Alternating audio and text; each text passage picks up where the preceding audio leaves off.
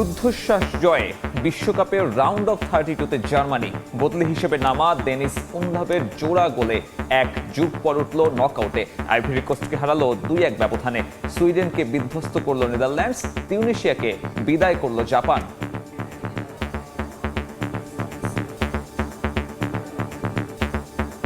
প্রথম জয়ের খোঁজে রাতে আলাদা ম্যাচে মাঠে নামছে স্পেন ও বেলজিয়াম। স্প্যানিশদের প্রতিপক্ষ সৌদি আরব। বেলজিয়াম লড়বে ইরানের বিপক্ষে। কাল অস্ট্রেলিয়ার চ্যালেঞ্জ নিতে নামবে মেসির আর্জেন্টিনা। মন্তিয়ালের ইনজুরিতে একাদশে পরিবর্তনের আভাস।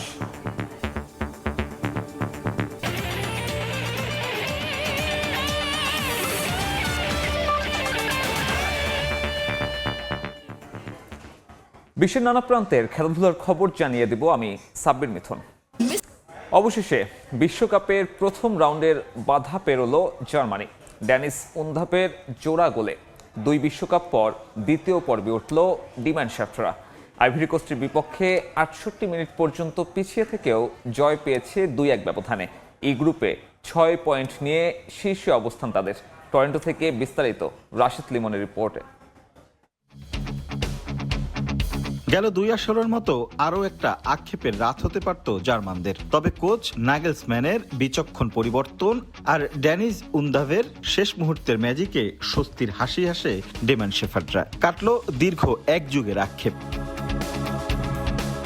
শুরু থেকেই আইভরি কোস্টের আক্রমণ ভাগকে ব্যস্ত করে তোলে জার্মান। এ সময় 22 মিনিটের মধ্যে দুবার এগিয়ে যাওয়ার সুযোগ পেয়েও হতাশ করে দলটি। 10 মিনিটে কাই হাভার্টেজের দুর্দান্ত হেড আটকে দেন গোলরক্ষক ফোফানা। আর 22 মিনিটে লেস এলিফেন্টসদের জাল খুঁজে পাওয়ার পরও গোলরক্ষককে ফাউল করায় দলকে লিড এনে দিতে পারেননি পাভলেভিচ।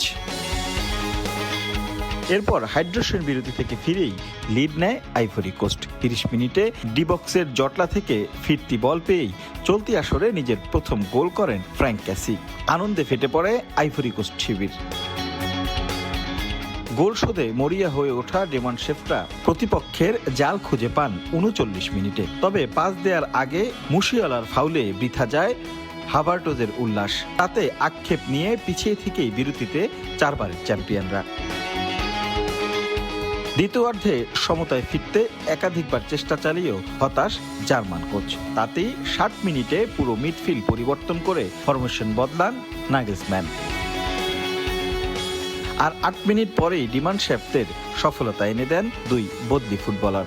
68 মিনিটে আমিরির করা দারুণ ক্রসে আইভরি কোস্টের জাল খুঁজে পান উনধাভ। সমতায় ফেরে জার্মানি। কিন্তু তাতেও আক্ষেপ মেটে না জার্মানদের। 1 ম্যাচ আগে 7 গোল দেয়া দলটি কিনা এবার মাঠ ছাড়বে ড্র নিয়ে তা কি করে হয়। যোগ করা 4র্থ মিনিটে আবারও দৃশ্যপটে হাজির হন উনধাভ। নিজের জোড়া গোল করে 2 বিশ্বকাপ পর জার্মানদের দ্বিতীয় পর্বে তোলেন এই ফরওয়ার্ড। প্রথম ম্যাচে নিজেদের আধিপত্য দেখালেও দ্বিতীয় ম্যাচে পিছিয়ে পড়ে কিভাবে ম্যাচে ফিরতে হয় সেটি দেখিয়েছে জার্মানি।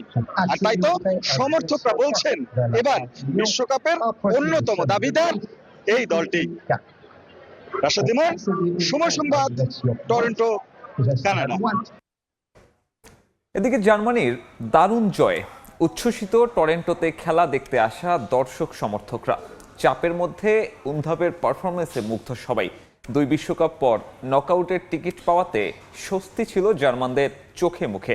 এদিকে হারলেও দলের ফুটবলারদের নিয়ে গর্বিত আইভরি কোস্টের সমর্থকরা। টরন্টো থেকে আরও একটা রিপোর্ট রাশিদ লিমনের। টরন্টোর বিএমও স্টেডিয়ামে দুর্দান্ত অনেক ম্যাচের সাক্ষী হলো এর দর্শক সমর্থকরা। স্বাভাবিকভাবেই এই ম্যাচে ফেভারিট ছিল জার্মানি, কিন্তু ফেভারিট জার্মানি প্রথমার্ধেই যেভাবে একটি গোল হজম করেছিল এবং পিছিয়ে পড়েছিল, তখন আমরা দেখেছি সমর্থকদের মধ্যে উদ্বেগ, উৎকণ্ঠা বিরাজ করছে। দ্বিতীয়ার্ধে কিন্তু তারা আসলে সমতা ফেরানোর পরে জার্মান শিবিরে আমরা দেখেছি কিছুটা হলেও স্বস্তি ফিরে এসেছিল। কিন্তু তারা আসলে যেহেতু প্রথম ম্যাচে জার্মান যেভাবে দুর্দান্ত প্রতাপে জয় ছিনিয়ে এনেছিল, বা এই বিশ্বকাপে জার্মানি যেভাবে ফেভারিট হিসেবে যোগ দিয়েছিল, সেই হিসেবে আসলে এই প্রতিপক্ষ আইভরি কোস্টের এগেইনস্টে ড্র করা বা হার জার্মানির জন্য আসলে মোটেও কাম্য ছিল না। তারা কিন্তু একটি জয়ের জন্য অপেক্ষা করছিল এবং সেই জয় যখন তারা একদম শেষ মুহূর্তে ইনজুরি টাইমে জয়টা পারে, তখন কিন্তু আসলে দর্শকের উল্লাসের বা আবেগের আসলে সে কমতি ছিল না। ইনজুরি টাইমে গিয়ে জার্মানিকে লাস্ট একটা যে গোল করলো অসাধারণ ছিল। উত্তেজনক খেলা, এবং চরম মজার একটা খেলা হয়েছে আজকে বলতে গেলে টরন্টোতে। Very good match for the Germans. Yes, and we have much fun. It was the game was very good partners, but Germany was a little bit better. It's a great game. Great to see the win in the end. We're really happy. It was a really good game, very nerve-wracking for if you're German, but otherwise it was pretty good. My first hard game ever. I loved it. Oh, was good. পুরো খেলা দেখে ivory কোস্টের দর্শকরা বা সমর্থকরা তারা কিন্তু আসলে পরাজয়ে কিছুটা হতাশ হলেও তারা কিন্তু পুরোপুরি হতাশ না। তারা বলছেন এই টিম নিয়ে আরো বহুদূর যাওয়া যাবে। দুজনই ভালো কম্পিটিশন ছিল এবং নাইস গেম হয়েছে এবং আমরা এনজয় করছি আজকে। It is the sport. We have to play defense, and next time I will play very well. It was a good game. It was a close game. It was a good match. It was good. পঞ্চমবারের মতো জার্মানির হাতে তারা cup দেখতে চান, যদিও সেই স্বপ্ন অনেক দূরে, কিন্তু দর্শকরা কিন্তু সেই স্বপ্ন পরপর দুটি ম্যাচ জার্মানির জয়ের ফলে এখন নতুন করে দেখতে শুরু করেছে। টরন্টোর বিএমও স্টেডিয়াম বা টরন্টো স্টেডিয়ামের সামনে থেকে রাশেদ লিমন, সময় সংবাদ। শুধু ম্যাচ ভেন্যু নয়, নাটকীয়ভাবে পাওয়া জয়ের উল্লাস ছাড়িয়ে গেছে জার্মানির বার্লিনেও। বড় পর্দায় ম্যাচ উপভোগ করেন সমর্থকরা। বিস্তারিত জানাচ্ছেন বিটু বড়ুয়া। গ্রুপ পর্বের দ্বিতীয় ম্যাচেও অসাধারণ ফুটবল নৈপুণ্য দেখিয়ে আইভরি কোস্টের কাছ থেকে জয় ছিনিয়ে নিয়েছে জার্মানি। তাই টরন্টোতে জয়ের শেষ সুবাস ছড়িয়ে পড়েছে গোটা জার্মানি জুড়ে। যদিও কাজটি অতটা সহজ ছিল না আইভরি কোস্টের কাছ থেকে জয় ছিনিয়ে নেওয়া। 2024 সালের আফ্রিকান নেশনস কাপ জয়ী দলটি শুরু থেকেই দুর্দান্ত ফুটবল উপহার দিয়ে 30 মিনিটের মাথায় দলটির অধিনায়ক ফ্রাঙ্কো কেসি গোল আদায় করে নেয়, আর তাতেই জার্মান শিবিরে চিন্তার ভাঁজ পড়তে শুরু করে। কিন্তু দ্বিতীয়ার্ধে বদলি খেলোয়াড় হিসেবে নামা ডেনিস উন্দাবের গোলে সমতা ফিরে আসলে জার্মান শিবিরে স্বস্তি ফিরে আসে। এরপর খেলা প্রায় শেষের দিকে 90 মিনিটের মাথায় আইভরি কোস্টের কফিনে শেষ ব্রেকটি ঠুকে দেয় সেই বদলি খেলোয়াড় ডেনিস উন্দাব। উল্লাসে মেতে ওঠে জার্মান ফুটবল দলের সমর্থকরা। প্রথম থেকে খুবই হাড্ডাহাড্ডি একটা লড়াই ছিল, তবে কিছু পরিবর্তন আনার পর ম্যাচটা আমাদের দিকে চলে আসে।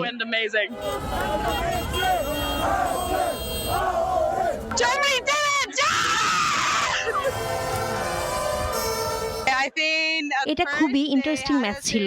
আমি প্রথমে ভাবিনি জার্মানি পারবে, শেষ পর্যন্ত জিতেছে জার্মানি।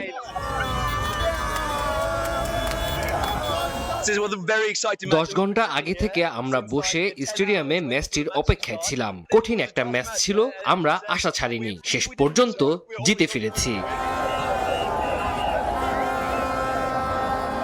জার্মান ফুটবল সমর্থকদের আশা শুধু গ্রুপ পর্যায়ে নয় কিংবা দ্বিতীয় রাউন্ডে নয়, সবগুলো ম্যাচে দুর্দান্ত ফুটবল খেলে পঞ্চমবারের মতো বিশ্বকাপ গড়ে তুলবে। সে আশায় জার্মানি থেকে বিটু বড়ুয়া, সময় সংবাদ। এদিকে বিশ্বকাপে দারুণ শুরুর পরেও উইনিং কম্বিনেশন ভাঙতে যাচ্ছে আর্জেন্টিনা। অস্ট্রিয়ার বিপক্ষে অন্তত 4টি পরিবর্তন নিয়ে মাঠে নামবে স্ক্যালোনি বাহিনী। ছোটখাটো চোট হলেও মন্টিয়েলকে নিয়ে কোনো প্রকার ঝুঁকি নেবে না টিম ম্যানেজমেন্ট। তার জায়গায় খেলবেন নাউলেল মলিনা, লেফট ব্যাকে মেডিনার পরিবর্তে মাঠে নামবেন তালিয়াফিকো। এছাড়াও সেরা একাদশে জায়গা হারাচ্ছেন আলমাদা ও লওতারো মার্টিনেজ। ডালাস থেকে আরও জানাচ্ছেন এস এম ইকবাল। দুর্দান্তভাবে বিশ্বকাপ মিশন শুরু করেছে আর্জেন্টিনা, তবে আলবি সেলেস্তেদের কপালে এখন চিন্তার ভাঁজ। কাকে তারা রাউন্ড অফ 32 অর্থাৎ নকআউট ফেজে সামলাবে, যার জন্য প্রতিটি ম্যাচই হয়ে উঠেছে গুরুত্বপূর্ণ। প্রবাবলি গ্রুপ পর্বের সবচেয়ে কঠিন ম্যাচটা আর্জেন্টিনা খেলতে চলেছে অস্ট্রিয়ার বিপক্ষে, তাই এই ম্যাচ নিয়ে এরই মধ্যে কাজ শুরু করেছে টিম ম্যানেজমেন্ট। আলজেরিয়ার বিপক্ষে দাপটের সঙ্গে ম্যাচে জয় পেলেও এই ম্যাচে অন্তত 4টি পরিবর্তন নিয়ে মাঠে নামতে পারে আলবি সেলেস্তেরা। গঞ্জালো মন্টিয়েলের ডান পায়ে সামান্য চোট রয়েছে, তাকে কিন্তু ড্রপ করে নাউয়েল মলিনাকে বেস্ট 11-এ নেওয়ার একটা চান্স তৈরি হয়েছে বা এটা মোটামুটি নিশ্চিত। এর আগের ম্যাচে লেফট ব্যাককে শুরু করেছিলেন ফাকুন্দো মেদিনা, তাকেও কিন্তু এই ম্যাচে ড্রপ করা হচ্ছে, কারণ এরই মধ্যে সুস্থ হয়ে উঠেছেন তালিয়াফিকো। সুতরাং তালিয়াফিকো যদি সুস্থ হয়ে যান, পুরোপুরি ম্যাচ টেম্পারমেন্টটা তিনি পেয়ে যান, তাহলে কিন্তু তাকে রেখেই প্ল্যান করবে আলবি সেলেস্তেরা। তবে মিডফিল্ড পজিশনে একটি জায়গায় যে পরিবর্তন আসছে সেটা আগে থেকেই ভাবা হচ্ছিল, সেই জায়গাটা হচ্ছে থিয়াগো আলামাদা, কারণ তার উপর যে ভরসা রেখেছিলেন টিম ম্যানেজমেন্ট সেই আস্থার প্রতিদান তিনি আলজেরিয়া ম্যাচে দিতে পারেননি, তাই তার জায়গায় ঢুকে পড়তে পারেন বা ঢুকে পড়ছেন এটা মোটামুটি নিশ্চিত নিকো গঞ্জালেস। তিনি শুরুর একাদশ থেকেই শুরু করবেন এবং ফরওয়ার্ড লাইনে লিওনেল মেসির সঙ্গে কে হচ্ছেন এটা নিয়ে প্রথম ম্যাচে ধোঁয়াশা থাকলো। আসলে প্রথম ম্যাচে লাউতারো মার্টিনেজের পারফরমেন্সের পর আসলে সব ধোঁয়াশা কেটে গেছে, অর্থাৎ হুলিয়ান আলভারেজকে বেস্ট 11-এ রেখেই কিন্তু অস্ট্রিয়ার বিপক্ষে একাদশ সাজাবেন লিওনেল স্ক্যালোনি। যেহেতু নকআউট নিয়ে এরই মধ্যে একটা পরিকল্পনা শুরু হয়ে গেছে, কেননা আর্জেন্টিনা যদি নকআউট পর্বে গ্রুপ চ্যাম্পিয়ন হয়ে যায় তাহলে তাদের সামলাতে হতে পারে আইদার স্পেন অথবা উরুগুয়ে। সেখানে আর্জেন্টিনা নিশ্চয়ই চাইবে না রাউন্ড অফ 32 প্রথম ম্যাচে স্পেনকে সামলাতে, সুতরাং অনেক সমীকরণ রয়েছে, এগুলো নিয়ে টিম ম্যানেজমেন্ট কাজ করছে। আসলে অস্ট্রিয়া ম্যাচের পর মোটামুটি বড়সড় একটা গ্যাপ রয়েছে, সেই গ্যাপের মধ্যেই টোটালি টিম প্ল্যানটা করে ফেলতে চায় আলবি সেলেস্তেরা। তবে লক্ষ্য একটাই, নকআউট ফেজে অপেক্ষাকৃত দুর্বল প্রতিপক্ষকে সামলানো এবং একই সঙ্গে অস্ট্রিয়ার বিপক্ষে ম্যাচে দুর্দান্তভাবে একটা টিম কম্বিনেশন গড়ে তুলে যে জয়ের ধারাবাহিকতা বজায় রেখেছে বা শুরু করেছে, যেভাবে বিশ্বকাপটা শুরু করেছে আর্জেন্টিনা, তার ধারাবাহিকতা বজায় রাখা। এস এম ইকবাল, সময় সংবাদ, ডালাস, যুক্তরাষ্ট্র। আর্জেন্টিনার জন্য কখনোই সুখকর ছিল না মার্কিন বিশ্বকাপ। 1994-এ ম্যারাডোনাকে ডোপ টেস্টে পজিটিভ করার পেছনেও ছিল রাজনৈতিক কারণ। এবার তেমন কিছু না হলেও মেসিকে নিষিদ্ধ করতে উঠে পড়ে লেগেছে একটি পক্ষ। গুরুত্বপূর্ণ কোনো ম্যাচে নিয়মের বেড়া জালে ফেলে তাকে বসিয়ে রাখতে পারলেই সে উদ্দেশ্য সফল।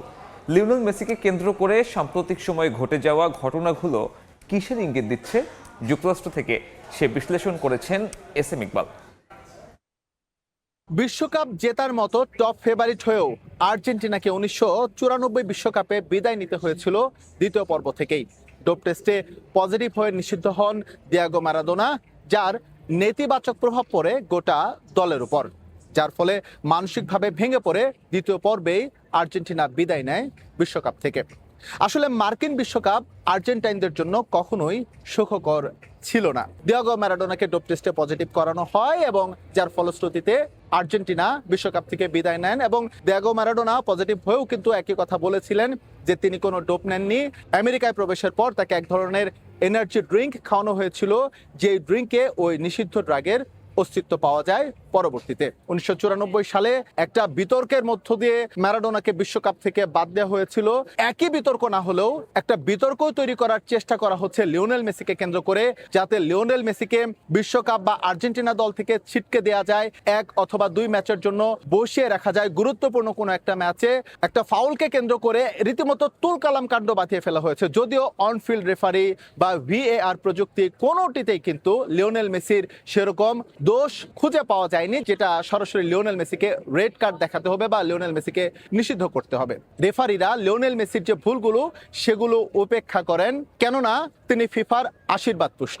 কিন্তু বাস্তবিক অর্থেই ফিফা কিংবা ইন্টারন্যাশনাল ফুটবল ফেডারেশন যেটা, সেখানে এ ধরনের লিখিত কোনো রুলস নেই যে রুলস একজন ফুটবলারকে অন ফিল্ড বা অফ দ্য ফিল্ড বাড়তি কোনো সুবিধা দিতে পারে। সুতরাং যেসব আলোচনা হচ্ছে, যেসব গুজব ছড়ানো হচ্ছে, যেসব মুখরোচক সংবাদ প্রকাশ করা হচ্ছে, তা পুরোটাই একটা স্বার্থান্বেষী মহলের কাজ। তবে আপাতত স্বস্তির খবর হচ্ছে এ ধরনের কোনো রুলস যেহেতু নেই, এ ধরনের কোনো শাস্তিও ফিফা দেবে না। বিশ্বকাপ ধরে রাখার যে স্বপ্ন বা যে সম্ভাবনা নিয়ে লিওনেল মেসিরা মার্কিন মুলুকে এসেছে তার পূরণ হবে শতভাগ। মার্কিন যুক্তরাষ্ট্র থেকে এস এম ইকবাল, সময় সংবাদ। বিশ্বকাপ নকআউট পর্ব নিশ্চিতের অনেকটাই কাছে জাপান। গ্রুপ পর্বের দ্বিতীয় ম্যাচে তিউনিসিয়াকে 4-0 গোলে হারিয়েছে তারা। ম্যাচের শুরু থেকেই এশিয়ান ফুটবলের পরাশক্তি দাপট দেখায় খেলার মাঠে। এটা ছিল বিশ্বকাপের 1000তম ম্যাচ। ম্যাচের 4র্থ মিনিটেই দলকে এগিয়ে দেন দাইচি কামাদা। এরপর 31তম মিনিটে দলের হয়ে দ্বিতীয় গোল করেন আয়াসি ওয়েদা। 3 নম্বর গোলটি আসে জুনিয়র পা থেকে, আর তিউনিসিয়ার কফিনে একদম শেষ পেরেকটি ঠুকে দেন ওয়েদা। 2 ম্যাচ মিলিয়ে 9 গোল হজম করলো তিউনিসিয়া। তাতে এই গ্রুপ থেকে তাদের বিদায় একদম নিশ্চিত। জাপান রানার আপ হলে আর ব্রাজিল যদি নিজেদের গ্রুপ চ্যাম্পিয়ন হয়, তাহলে জাপান আর ব্রাজিলের দেখা হবে রাউন্ড অফ 32-তে।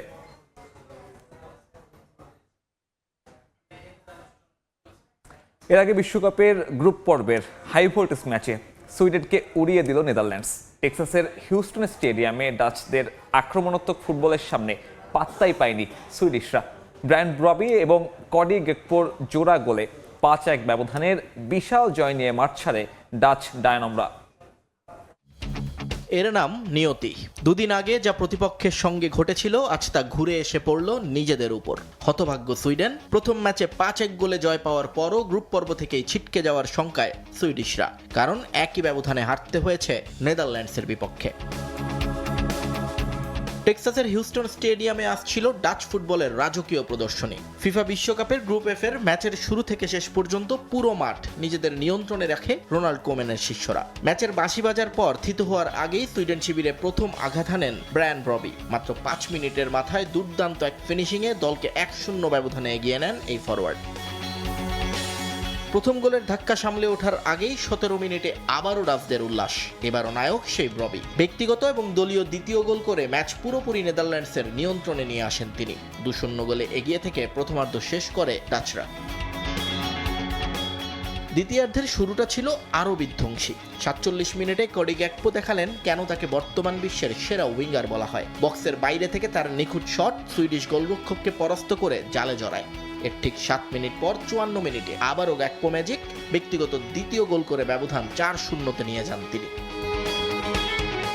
59 মিনিটে সুইডেনের অ্যান্থনি অ্যালেঙ্গা একটা গোল করে হারের ব্যবধান কিছুটা কমানোর চেষ্টা করেছিলেন, কিন্তু তা ছিল কেবলই সান্ত্বনা। ম্যাচের অন্তিম মুহূর্তে বদলি খেলোয়াড় ক্রিসেন্সিও সামারভিল পঞ্চম গোলটি করলে হিউস্টনের দর্শক গ্যালারিতে শুরু হয় কমলা উৎসব। 5-1 গোলের এই বিশাল জয় কেবল 3 পয়েন্ট নয়, গোল পার্থক্যেও ডাচদের এগিয়ে দিল অনেকটা। এই জয়ের ফলে গ্রুপ টেবিলের শীর্ষস্থান আরও পোক্ত হল নেদারল্যান্ডসের। অন্যদিকে হারের পর সুইডেন শিবিরে এখন বিদায়ের ঘণ্টা। আগামী ম্যাচ তাদের সামনে ডু অর ডাই। নিয়ন মোহাইমেন, সময় সংবাদ। আবারও স্বাগত খেলার সময়। এবার ক্রিকেট। হোয়াইট ওয়াশ এড়াতে কিছুক্ষণ পর চট্টগ্রামে তৃতীয় টি-20তে অস্ট্রেলিয়ার বিপক্ষে মাঠে নামতে যাচ্ছে বাংলাদেশ। এই মুহূর্তে ম্যাচ ভেন্যুতে আছেন সহকর্মী পার্থ প্রতিম বিশ্বাস। ম্যাচের আগে সবশেষ খবর জানতে সরাসরি যুক্ত হব তার সঙ্গে। পার্থ, বাংলাদেশ এবং অস্ট্রেলিয়ার মধ্যকার শেষ টি-20 ম্যাচটি অনুষ্ঠিত হবে এবং সেটি দুটাই শুরু হবে। অন্যান্য দিন আমরা যেমনটি দেখেছিলাম আসলে মেঘে কারণে আবার বৃষ্টিও হয় গুড়ি গুড়ি, কিন্তু আজকে সে অবস্থা নেই। আজকে আমরা দেখছি রৌদ্রোজ্জ্বল একটি দিন রয়েছে এবং ঠিক দুইটাই খেলা শুরু হবে। এবং এখানে গত শুক্রবার আমরা দ্বিতীয় টি-20তে যেমনটি দেখেছিলাম প্রচণ্ড দর্শকের ভিড় ছিল, পুরো স্টেডিয়াম গ্যালারি কিন্তু দর্শকে পরিপূর্ণ ছিল। তবে সেই তুলনায় আজকে দর্শকের উপস্থিতি আমরা দেখছি অনেক কম, কারণ আজকে খোলার দিন, সে কারণেও হয়তো দর্শকের উপস্থিতি কিছুটা কম রয়েছে, সেই বিষয়টি আমরা দেখছি। অন্যদিকে আসলে বাংলাদেশ দল ওয়ানডে সিরিজ জিতে অনেকটা আশা নিয়ে কিন্তু বন্দরনগরী চট্টগ্রামে সাগরপাড়ের স্টেডিয়ামে কিন্তু এসেছিল, কিন্তু আমরা দেখেছি সেই প্রথম যে দুটি ম্যাচ অনুষ্ঠিত হয়েছে টি-20 ম্যাচ, সেই দুটি টি-20 ম্যাচে কিন্তু বাংলাদেশ দল আসলে জয় পায়নি, ভালো করতে পারেনি। প্রথম টি-20 ম্যাচে বাংলাদেশ দলের আসলে ব্যাটিং ব্যর্থতায় কিন্তু আমরা দেখেছিলাম হেরে গেছে, এবং দ্বিতীয় ম্যাচেও কিন্তু আসলে জয়ের দ্বারপ্রান্তে যেও কিন্তু জয় ছিনিয়ে নিতে পারেনি টাইগাররা। সেক্ষেত্রে বাংলাদেশ দলের যারা সমর্থক রয়েছে তারা কিন্তু প্রত্যাশা করছে আজকে যে শেষ ম্যাচটি অনুষ্ঠিত হবে অন্তত হোয়াইট ওয়াশ যাতে বাংলাদেশ এড়াতে পারে, সেই বিষয়টি আসলে তারা বলছেন অন্তত সাগরপাড়ের যে স্টেডিয়াম বাংলাদেশ ক্রিকেট দলের জন্য সবসময় লাকি গ্রাউন্ড হিসেবে পরিচিত চট্টগ্রামের এই সাগরপাড়ের স্টেডিয়াম, এবং এই স্টেডিয়ামটিতে আজকে বাংলাদেশ যাতে অস্ট্রেলিয়াকে হারাতে পারে সেই প্রত্যাশাটুকুই করছেন যারা দূর দূরান্ত থেকে খেলা দেখতে আসছেন। এবং আমরা দেখছি শুধু চট্টগ্রাম নগরীর আশেপাশের মানুষজনই নয়, কিন্তু বিভিন্ন জায়গা থেকেও কিন্তু মানুষজন আসছেন দলে দলে শুধুমাত্র বাংলাদেশ দলের খেলা দেখার জন্য। বিশেষ করে ছোট শিশু থেকে শুরু করে তরুণ যারা রয়েছে আমরা দেখছি তারা কিন্তু সবাই খেলা দেখতে আসছেন। একদিকে বিশ্বকাপ ফুটবলের উন্মাদনা চলছে, তারই মধ্যে আসলে চট্টগ্রামের এই সাগরপাড়া স্টেডিয়ামে যে অস্ট্রেলিয়ার সাথে টি-20 ম্যাচ অনুষ্ঠিত হচ্ছে সেই টি-20 ম্যাচ দেখার জন্যই আমরা দেখছি প্রচুর দর্শকের উপস্থিতি আছে, এবং দর্শকরা আসতে যেহেতু খেলা শুরু হতে এখনো সময় বাকি আছে আমরা দেখছি দর্শকরা মাঠে প্রবেশ করছেন এবং সবাই প্রত্যাশা করছেন আজকের অন্তত শেষ ম্যাচে বাংলাদেশ দল জয় পাবে। তো এই ছিল আমার কাছে এখনো পর্যন্ত সাগরপাড়া স্টেডিয়াম থেকে এখানকার সর্বশেষ খবর। সহকর্মী পার্থ যুক্ত হয়েছিলেন, জানাচ্ছিলেন বাংলাদেশ অস্ট্রেলিয়া তৃতীয় টি-20-র আগে ম্যাচ ভেন্যু থেকে সবশেষ খবর। দেখছেন খেলার সময়, সঙ্গে থাকুন। আবারও স্বাগত খেলার সময়। আবারও বিশ্বকাপের খবর। ফিফা বিশ্বকাপে না থেকেও আছে বাংলাদেশ। আয়োজক দেশগুলোর ফিফা স্টোরে বিক্রি হচ্ছে বাংলাদেশের তৈরি করা পোশাক। এ যেন মাঠের বাইরে লাল সবুজের এক নিঃশব্দের জয়যাত্রা। বিস্তারিত জানাচ্ছেন সাজিদ মুস্তাহিদ। ফিফা বিশ্বকাপে অংশ নিচ্ছে এবার রেকর্ড 48টি দেশ। বাংলাদেশে বিশ্বকাপ নিয়ে কি ধরনের উন্মাদনা চলছে সেটা পুরো বিশ্বব্যাপী ছড়িয়ে গেছে। তবে সেই উন্মাদনা কিন্তু নিজের দেশ নিয়ে নয়, অন্যের দেশ নিয়ে। সবার মনে কিন্তু একটা আক্ষেপ থাকে, বাংলাদেশ কবে খেলবে বিশ্বকাপে। আমরা নিজেও জানি না, আমরা খেলাধুলা নিয়ে কাজ করছি বা খেলাধুলার সাংবাদিকতা করছি, কিন্তু আমরা কিন্তু বলতে পারি না ঠিক কবে বাংলাদেশ খেলবে বিশ্বকাপে। তবে বাংলাদেশ ফুটবল দল বিশ্বকাপে না থাকলেও কিন্তু এবারের ফিফা ওয়ার্ল্ড কাপে বাংলাদেশের প্রতিনিধিত্ব আছে। সেটা কিভাবে, নিশ্চয়ই অনেকের মনে প্রশ্নটা উঠেছে, সেটা আপনাদের জানাবো। আমরা জানি তৈরি পোশাক শিল্প খাতটা কিন্তু বাংলাদেশের অর্থনীতির প্রধান চালিকা শক্তি। শুধু তাই না, প্রতি বছর প্রায় 45 থেকে 50 বিলিয়ন ডলার রপ্তানি আয় করে বাংলাদেশ শুধু এই তৈরি পোশাক শিল্প খাত থেকে। এবার বাংলাদেশে বিশ্বকাপে রয়েছে ঠিক এই তৈরি পোশাক শিল্পর খাতের মাধ্যমেই। এবার বিশ্বকাপে যে অফিসিয়াল মার্চেন্ডেজ যেগুলো রয়েছে, যেখানে ফিফা বিক্রি করছে, এখানে বাংলাদেশের তৈরি অনেক পণ্য রয়েছে যেগুলো কিন্তু এখানে বিক্রি হচ্ছে। সেটাই আমি একটু আপনাদেরকে দেখাবো। আমরা দেখতে পাচ্ছি এই লাল টি শার্ট, এটা কিন্তু আসলে বাংলাদেশে তৈরি করা। একটু দেখাতে চাইবো, এখানে যদি দেখি আমরা, made in Bangladesh, proudly representing Bangladesh. So made in Bangladesh T shirt. একজন দেখছিলেন, তার সাথে একটু কথা বলবো। look like a real good quality. For real. Yeah. Okay. So it's good, soft, and the color is bright. অনেক দেশের কিন্তু পণ্য রয়েছে, বাংলাদেশ, পাকিস্তান, ভিয়েতনাম, এমনকি নিকারাগুয়ারও পণ্য রয়েছে, চায়নার পণ্য রয়েছে। কিন্তু বাংলাদেশের সবচেয়ে বড় প্রতিদ্বন্দ্বী কিন্তু এই রেডিমেড গার্মেন্টস মার্কেটে চায়না। তারা বিশ্বের সর্বাধিক পরিমাণের আসলে পণ্য রপ্তানি করে। এরপরে রয়েছে বাংলাদেশের অবস্থান। আরো কিছু পণ্য রয়েছে, সেগুলো একটু দেখাতে চাইবো। একটা হুডি, আমরা শীতকালে যেটা আসলে আমাদের ছেলে মেয়ে সবারই আসলে খুব একটা পছন্দের একটা পোশাক, এখানে কিন্তু আমরা দেখতে পাচ্ছি মেড ইন বাংলাদেশ। এই যে প্রাউডলি রিপ্রেজেন্টিং বাংলাদেশ এগেইন। শুধু এই দুইটা পণ্য না, এখানে যেটা বললাম যে 48 দেশের বিশ্বকাপ ফুটবল খেলে 200-র বেশি দেশ, তার মানে এখানে অনেক দেশের পণ্য থাকবে, সেটা হওয়া স্বাভাবিক। তবে সবচেয়ে বেশি পণ্য রয়েছে কিন্তু মেড ইন বাংলাদেশ ট্যাগ লেখা। আরো কিছু পণ্য রয়েছে, সেগুলো একটু দেখাবো। এই টি শার্ট ইউএসএ এর, এখানেও কিন্তু আমরা দেখতে পাচ্ছি মেড ইন বাংলাদেশ। বাংলাদেশি যে প্রোডাক্ট গুলো রয়েছে, আপনি যখন হাত দিয়ে ধরবেন, ফেব্রিকটাই কিন্তু বলে দিচ্ছে যে এটা একটু ডিফারেন্ট। এবং অন্যান্য দেশের যে ফেব্রিক গুলো আছে, আমরা ধরে বুঝতে পারছি যে অতটা হয়তো বা আপ টু দ্য মার্ক না, কিন্তু বাংলাদেশের ফেব্রিকটা কিন্তু খুবই ভালো। এবং আমরা জানি ফিফা স্টোরে সবকিছুর দাম বেশি, বাংলাদেশের পণ্যগুলোর কিন্তু দাম একটু বেশি আমরা দেখতে পাচ্ছি, যেহেতু কোয়ালিটি ভালো। আরেকটা পণ্য আমি দেখাতে চাইবো। এই টি শার্টটা কিন্তু অনেকেই পছন্দ করেছেন, অনেকে দেখেছেন, এবং এটা একটু ডিফারেন্ট টি শার্ট। তো আমরা দেখতে পাচ্ছি অনেকগুলো পণ্য যেগুলো আসলে বাংলাদেশে তৈরি এই বিশ্বকাপে আছে। শুধু এই মুহূর্তে আমি ডালাসে রয়েছি, শুধু ডালাসে কিন্তু না, এই পণ্যগুলো রয়েছে মেক্সিকো, কানাডা এবং এই যুক্তরাষ্ট্রের প্রত্যেকটা ভেন্যুতে। এবং যেসব শহরে বিশ্বকাপ হচ্ছে, প্রত্যেকটা শহরে এমন ফিফা স্টোর কিন্তু রয়েছে, একাধিক স্টেডিয়ামে রয়েছে, এবং এটা একটা ফ্যান জোন এখানেও কিন্তু রয়েছে।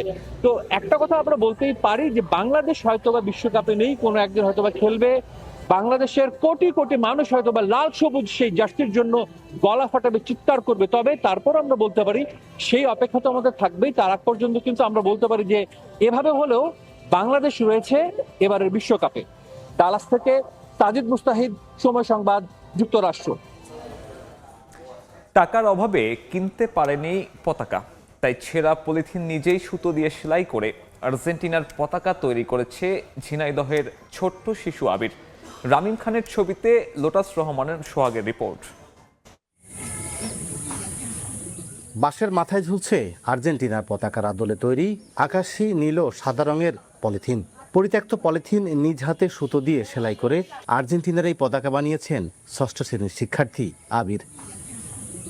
ফুটবল বিশ্বকাপের উন্মাদনা ঘিরে নানান কাণ্ড ঘটছে দেশের বিভিন্ন প্রান্তে। প্রিয় দলের পতাকার রঙে কেউ সাজিয়েছেন বাড়ি, কেউ রাঙিয়েছেন গাড়ি, আবার কেউ টাঙিয়েছেন 1000 ফুট লম্বা পতাকা। কিন্তু সমবয়সী অন্য শিশুরা আর্জেন্টিনার পতাকা কিনলেও আবিরের ছিল না পতাকা কেনার সামর্থ্য। তাই নিজেই পলিথিন দিয়ে বানিয়েছেন প্রিয় দলের পতাকা। বাড়ির পাশেই সেই পতাকা নিজ হাতে টাঙিয়ে রাখে শিশু আবির। আর্জেন্টিনা ও মেসির প্রতি আবিরের এই ভালোবাসা ও আবেগে মুগ্ধ এলাকাবাসী। চমৎকার একটা কাজ করেছে, যা কারোর মাথায় আসার কথা না, যা ও ছোট মানুষে করে দেখিয়েছে। আমাদের গ্রামের ছোট ভাই আবির, সে টাকার অভাবে কাগজ দিয়ে পতাকা বানিয়েছে। সে মেসির অনেক বড় ফ্যান, সে পতাকা না কিনতে পেরে পলিথিন দিয়ে পতাকা বানিয়েছে। মোবাইল ফোনের আসক্তির এই সময়েও ফুটবলের উন্মাদনা ও ক্রীড়ামুখী প্রজন্মের এক উজ্জ্বল দৃষ্টান্ত আর্জেন্টিনার খুদেই ভক্ত আবির। লোটাস রহমান সোহাগ, সময় সংবাদ, ঝিনাইদহ। শুধু ব্রাজিল আর্জেন্টিনাই নয়, জার্মানির ভক্তরাও মেতেছেন বিশ্বকাপ উন্মাদনায়। প্রিয় দলের সমর্থনে গোপালগঞ্জে করা হয়েছে বর্ণাঢ্য র্যালি সহ নানান আয়োজন। এইচ এ মালিকের ছবিতে জয়ন্ত শিরালির রিপোর্ট।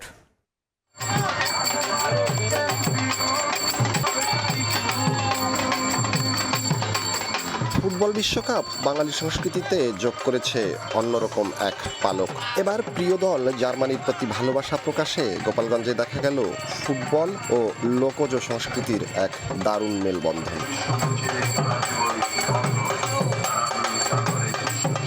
গায়ে জার্মানির জার্সি, হাতে পতাকা, ফুটবল উন্মাদনায় মুখরিত চারপাশ। শনিবার বিকেলে জেলা শহরের পৌর পার্ক থেকে বের হয় এক বর্ণাঢ্য শোভাযাত্রা।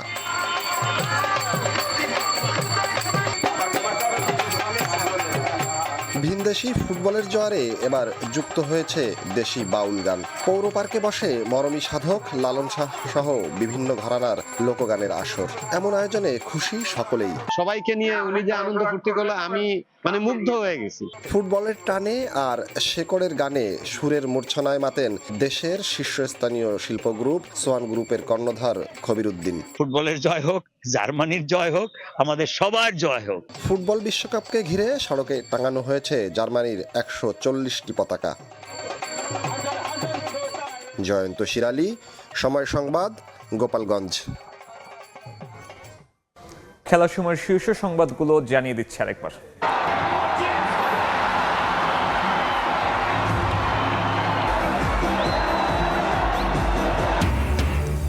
রুদ্ধশ্বাস জয়ে বিশ্বকাপের রাউন্ড অফ 32-তে জার্মানি। বদলি হিসেবে নামা উন্ধাবের নৈপুণ্যে দীর্ঘ 1 যুগ পর উঠল নকআউটে। আইভরি কোস্টকে হারালো 2-1 ব্যবধানে। সুইডেনকে বিধ্বস্ত করল নেদারল্যান্ডস। তিউনেশিয়াকে বিদায় করল জাপান। রাতে ভিন্ন ম্যাচে মাঠে নামছে স্পেন ও বেলজিয়াম।